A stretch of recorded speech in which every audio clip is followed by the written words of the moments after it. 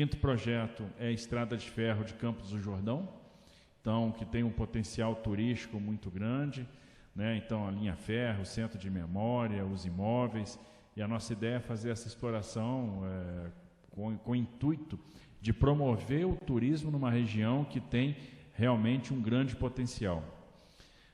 Nós teremos aqui PPPs e concessões na direção da mobilidade urbana. Então, nós vamos estudar a possibilidade de concedermos linhas da CPTM e do metrô, além de iniciar imediatamente os projetos dos trens intercidade Sorocaba, São Paulo, São José dos Campos, São Paulo e São Paulo Santos. Eu estou falando de estudar esses projetos porque o trem intercidades Campinas-São Paulo a gente também abordou hoje, mas a gente já está em outra fase. A gente já está deliberando acerca da publicação do edital, algo que deve acontecer ainda esse ano. A nossa ideia é que aconteça o mais rápido possível. A data, se eu não me engano... Então, a gente deve aí publicar o edital ainda no primeiro semestre e fazer o leilão do trem intercidades no segundo semestre. Então, são investimentos, a gente pode perceber que são vultosos. Só esse trem intercidades a gente está falando de CAPEX, né, de investimento da ordem de 12,5 bilhões de reais. Então, realmente um investimento de monta, um investimento extremamente importante. Qualificamos um projeto que é super importante para a Baixada Santista em termos de mobilidade urbana, e que a gente já tem um projeto bastante adiantado, em fase adiantada, que é o da Travessia Seca Santos-Guarujá. A gente pretende, então, colocar uma parceria público-privada para fazer esse investimento, que vai ser da ordem de 4 bilhões de reais, mais ou menos, e proporcionar essa travessia seca que, além de melhorar a questão da mobilidade, vai nos permitir levar o VLT para o Guarujá. Então, a gente já tem um compromisso de levar o VLT para a região, para São Vicente Continental, né, estendendo o VLT, portanto, na direção sul, e a gente também transporia o VLT para o Guarujá. Então, essa travessia seca é super importante, é algo muito demandado, muito esperado. É interessante que a gente discute com o pessoal da Baixada Santista os primeiros registros. Eu sempre procurei saber e me falavam que eram da década de 70. E a gente, de fato, achou recorte de jornal de 72, falando da travessia seca, mas houve quem me dissesse lá na Baixada, lá em Santos, que as primeiras notícias são da década de 20 do século passado. Então, observem que é algo que, de fato, há muito tempo é esperado. Então, nós estamos aqui também propondo essa parceria público-privada para fazer a travessia seca Santos-Guarujá, um túnel, né, que vai ligar, então, Santos ao Guarujá. E com faixas numa direção, na outra, ciclovia e VLT. Em relação às linhas de trem que o senhor citou, né, de Sorocaba, Campinas, e um grande plano também é a privatização do Porto de Santos. Seria uma forma de estruturar para que as empresas do Estado de São Paulo tenham mais competitividade? Sem dúvida, a gente tem insistido muito nessa questão da privatização do Porto de Santos, não depende de nós. O Porto de Santos é federal, então a gente está tentando sensibilizar o governo federal para a importância. E qual é o grande argumento? E não é difícil perceber. O Porto de Santos é gerador de riqueza. Então, por lá, passa 30% do fluxo de comércio exterior brasileiro. No entanto, a Baixada Santista está se tornando pobre. São palafitas, é gente que não tem oportunidade, é o crime organizado crescendo em determinadas áreas, inclusive porque o Porto hoje é um veículo importante para o crime organizado, é exportador de droga, né? Então são matérias e mais matérias que tratam disso, e às vezes a cada ano você apreende 50, 60 toneladas de droga no Porto. Então isso é o que você está aprendendo, imagina o que está passando. E você tem um processo de favelização, você tem uma área industrial em Cubatão que ela ficou hoje...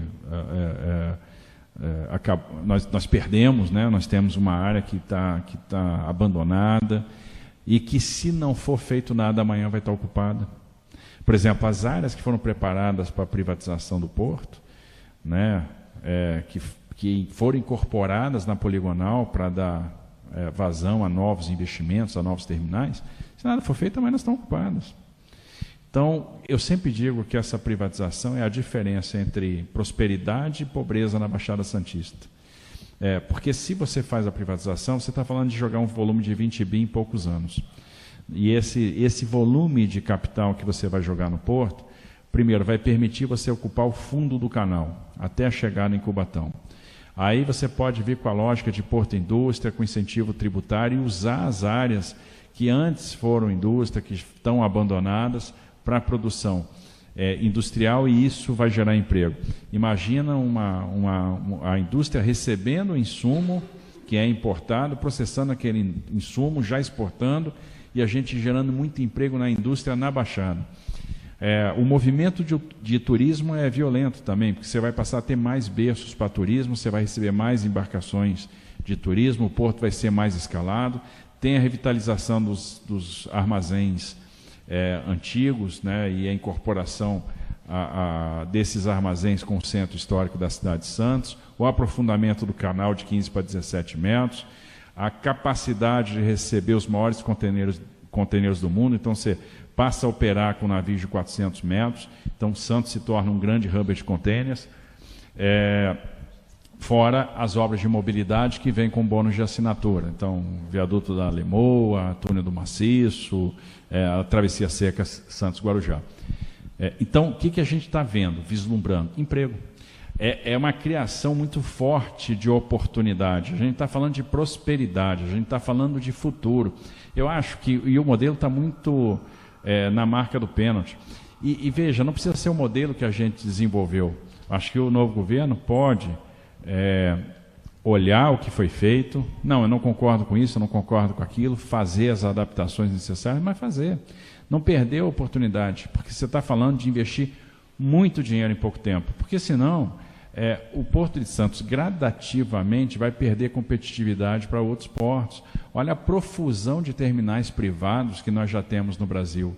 Olha o que vai ser o Açu daqui a alguns anos em termos de eficiência. E observe que o porto que opera com o maior volume do Brasil, que é Santos, está operando lá, sei lá, 150, 160 milhões de toneladas, nem de longe é o mais eficiente do Brasil. Então, volume não é eficiência. Eu acho que o capital privado pode trazer muita eficiência. E a gente não perde nada do ponto de vista estratégico pelo seguinte: não existe nada, nenhuma atribuição que uma autoridade portuária pública desempenhe que não possa ser desempenhada pelo regulador. Então, a gente tem essa segurança. Então, são argumentos que a gente tem colocado, e aí vai depender da sensibilidade do governo, mas eu entendo que a gente não pode deixar de fazer a aposta correta, que é aquela que vai trazer mais dinheiro em pouco tempo.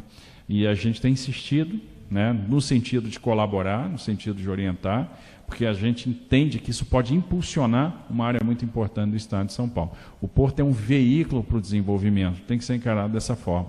E se a gente não fizer nada, a gente vai perder a oportunidade e vai estar condenando vários moradores da Baixada à pobreza. Boa noite, Nadédia Ocalado, Rádio CBN. Os senhores pretendem qualificar em breve projetos para as PPPs das linhas 19 e 20 e procede que a prioridade agora vai ser, então, para a linha ligando São Paulo ao ABC e não mais para Guarulhos?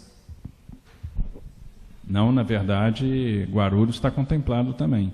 Então, a gente vai trabalhar forte nas linhas 19 e 20, na ligação do Anhangabaú com Guarulhos, não é isso?